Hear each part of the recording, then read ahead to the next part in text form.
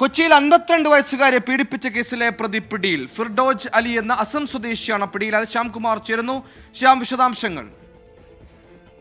സുഹേലെ, ഈ മാസം 13-ാം തീയതിയാണ് കൊച്ചിയിൽ പൊന്നുരുന്നി റെയിൽവേ യാർഡിന് സമീപത്ത് വെച്ച് 52 വയസ്സുള്ള ഒരു സ്ത്രീ ഉപദ്രവിക്കപ്പെട്ടത്. പിറ്റേ ദിവസമാണ് ഇവർ പോലീസ് സ്റ്റേഷനിലെത്തി പരാതി നൽകിയത്. കൊച്ചി നഗരത്തിലെ ലൈംഗിക ജോലി ചെയ്യുന്ന ഒരു സ്ത്രീയാണ്. അതുകൊണ്ട് തന്നെ പോലീസ് ആദ്യഘട്ടത്തിൽ അന്വേഷണം ഊർജിതമാക്കിയിരുന്നില്ല. ഇവർ ഗുരുതരാവസ്ഥയിൽ ആശുപത്രിയിൽ പ്രവേശിപ്പിക്കപ്പെട്ടതോടെയാണ് പോലീസ് പ്രതിയെ കണ്ടുപിടിക്കാൻ അന്വേഷണം ആരംഭിച്ചത്.